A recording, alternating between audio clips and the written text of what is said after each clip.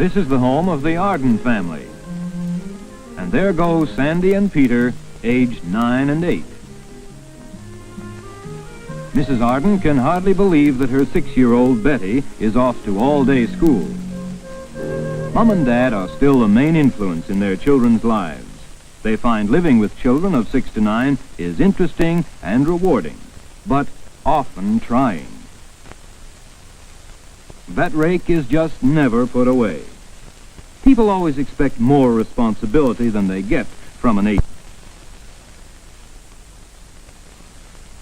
Jane Bates, the little girl next door, is 9 too, but she seems more grown up and organized than 9-year-olds. During these years, girls' development often spurts ahead of boys.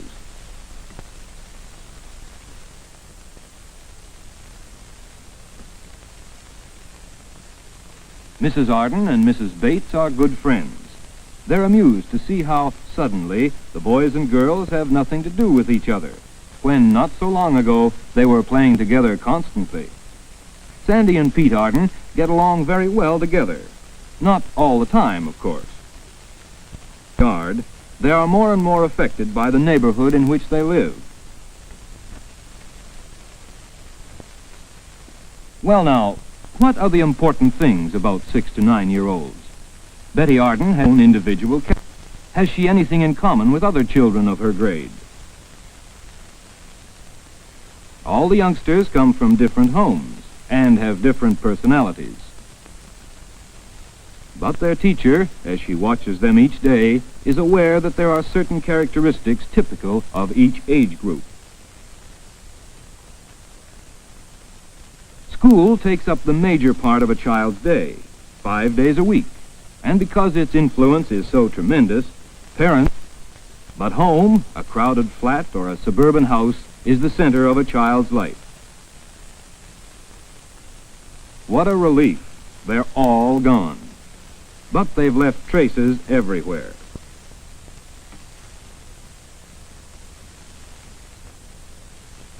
This mess is all too familiar.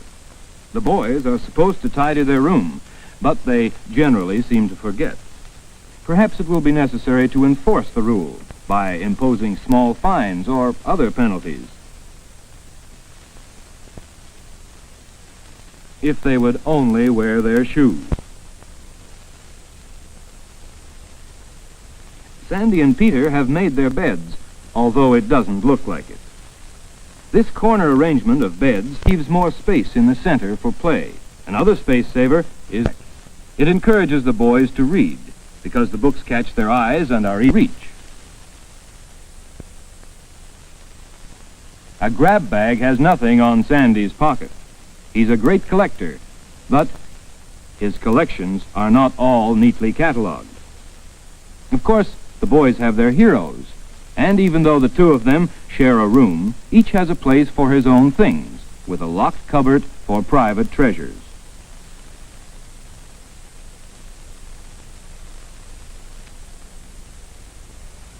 Mrs. Arden doesn't insist on her 6-year-old making her own bed.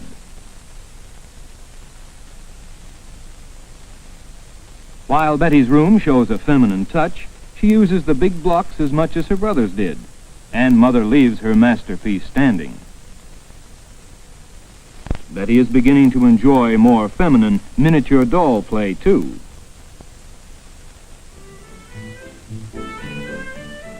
Home from school.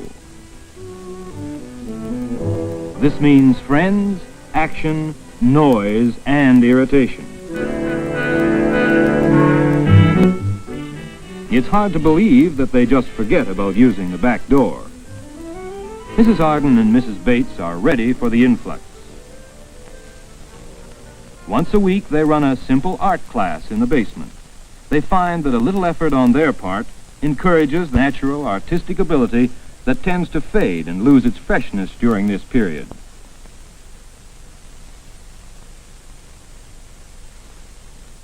Sometimes a suggestion helps. Doesn't it need something more there? But usually the children go to it on their own.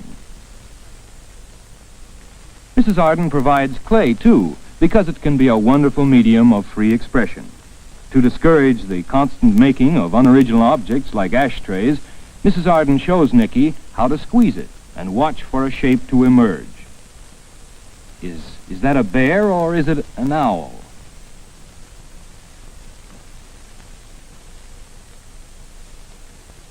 After the class, the big boys want to be off on their own. Pete's insistence on following brings the usual brotherly result.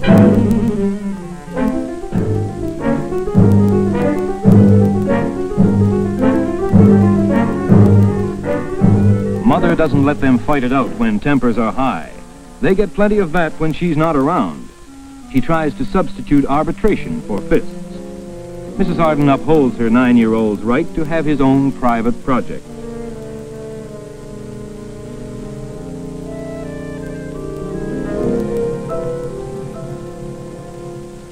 This is the secret club age.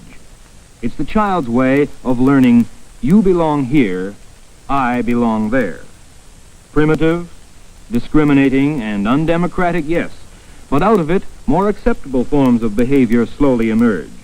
Children seem to need to practice excluding before they can appreciate the give and take of friendship. Left behind, Peter is hurt and angry. Then he gets an idea.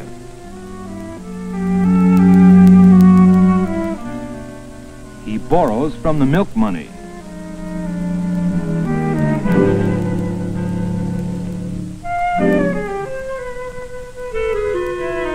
Stealing, so-called, is common at 7 and 8.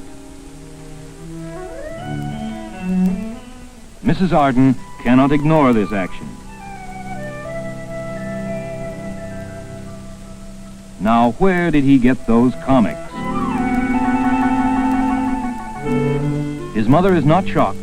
She doesn't punish him for lying, as she knows it may only make a more skillful liar of him. She doesn't want Sandy to get involved, because it's enough of a problem for Peter to work out with her alone. Controlling her own feelings, she leaves the friendship door open, choosing a punishment to fit the crime.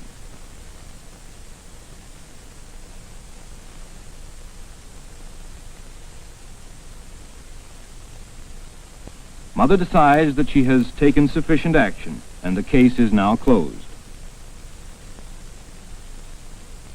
But Sandy, with typical 9-year-old self-righteousness, feels that Pete has been let off too lightly. This is one way jealousy expresses itself at this age.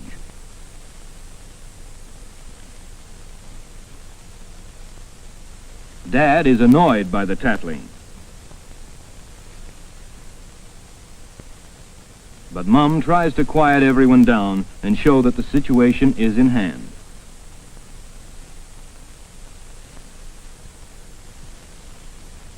Sandy still thinks it's not fair. Children need help with these personal relationships. This should be talked over again when tempers are calm. Dad looks forward to reading his newspaper. Time is usually kept sacred. Parlor games are popular at this age. The Ardens store them in the living room to prevent lost pieces. So many problems disappear in an atmosphere of real companionship.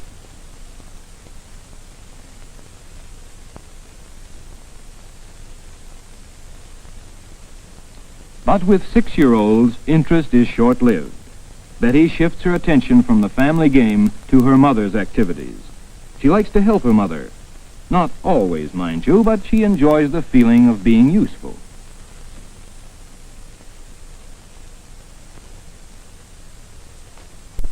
Supper time is relaxed and cheerful in the Arden household. The children love to hear tales of Dad's youthful pranks. So does Mother, but she doesn't forget to watch the children's table manners. At this age, suggestions must be made constantly. Mrs. Arden talks about some of her own activities. Childhood is a self-centered period, and in this way she helps the children to realize that other people have problems too.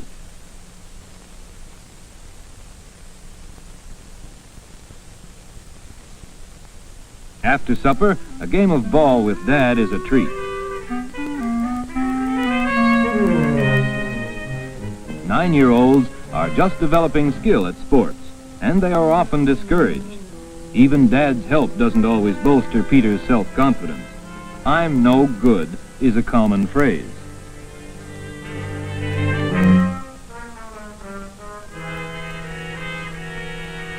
Let's see what Mom can do.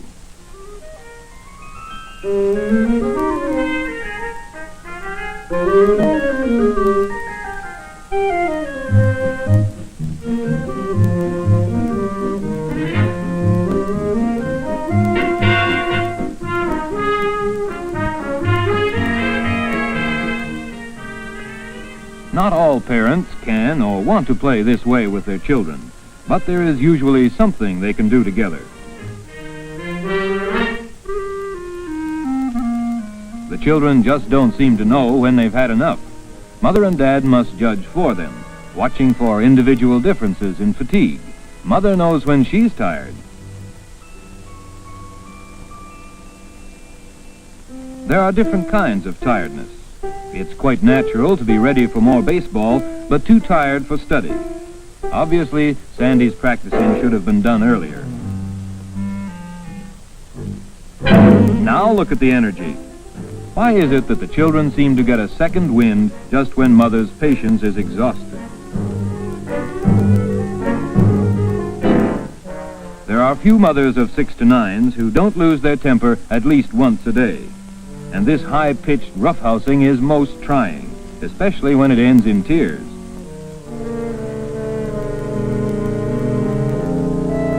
The Ardens read to the children regularly. Opportunities for showing affection seem to become fewer as children grow older, and reading together is a natural one. Even for the older ones, it extends horizons beyond their own reading ability and keeps the door open to the magic world of books. Mrs. Arden takes the children with her to the library. She finds it a good way to counteract too many comics. Good taste is catching, and Sandy finds the books really interesting. Excursions are important. By explaining the past of their own city and its surroundings, Mother and Father can help to deepen the meaning of all history. Mrs. Arden takes them often to the same place, for each time they get something different out of it.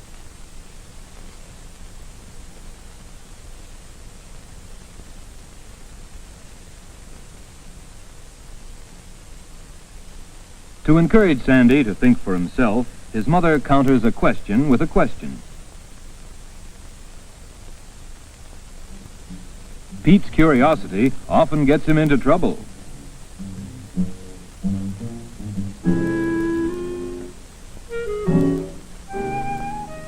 His mother tries to help him accept and understand restrictions without too much severity on her part.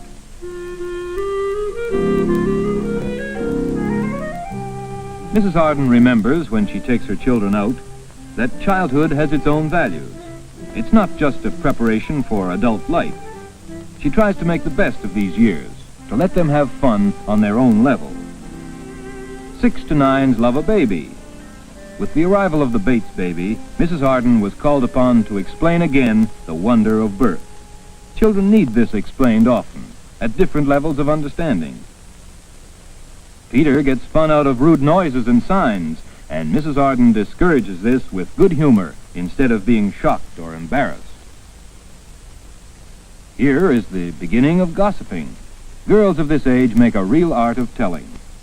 Mrs. Bates points out to Jane that it's getting cool, but to be just like her friend is more important to Jane than to be warm, and her mother recognizes this. 9s are very critical of others. Sandy thinks girls are silly. By talking things over, his mother tries to change this negative attitude into a sound judgment of people. A 9-year-old needs help even with his hobbies. His enthusiasm is greater than his ability to concentrate.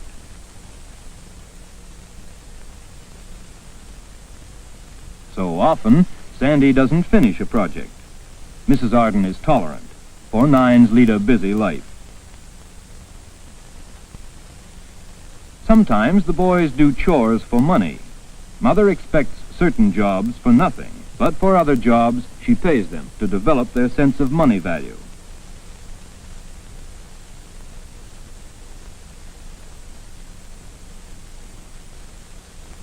He hires an assistant for a penny.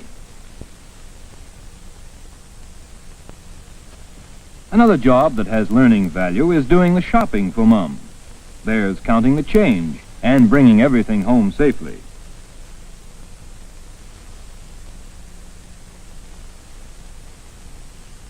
Nines often place an exaggerated value on friendship.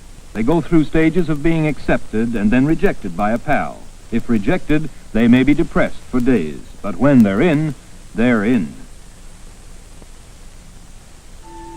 The Bates and the Ardens encourage play acting by keeping a special box of odds and ends and leftover costumes.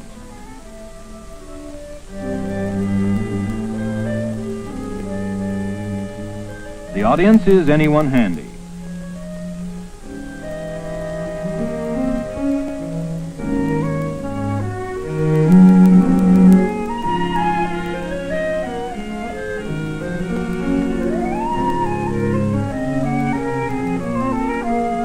Plays have little beginning, middle, or end, but often they are quite revealing to the parents.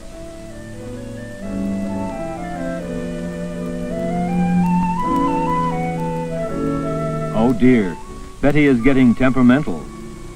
6 years old is not quite old enough to be reliable. She doesn't want to be in it anymore.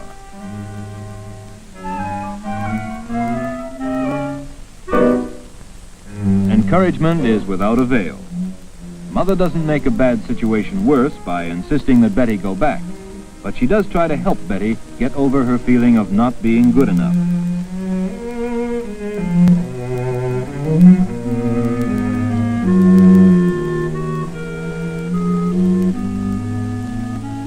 Later, Betty may bolster her self-confidence by exaggerating her achievement. Mother is delighted by her tall tales, but she lets Betty know she isn't fooled.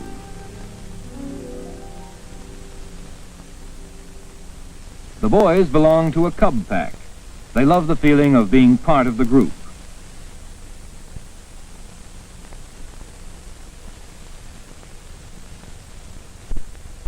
You missed. The pretend world is often more real than the real one. Oh, there's Dad, late for supper. Mr. Arden shows his children that he is human too and makes mistakes. Not that rake again. Rather than break their gay mood, Dad doesn't make an issue of it just now.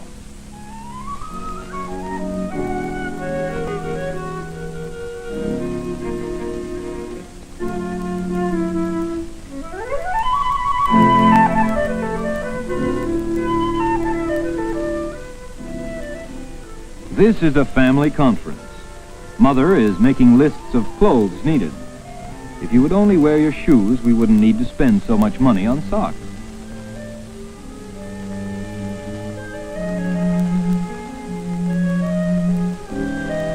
Often these conferences take the form of complaints to the management, with everyone getting a turn.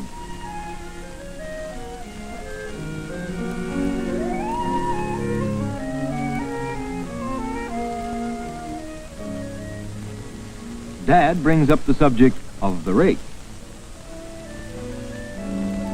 Maybe Pete will remember this time. Oh, not a shoe off again.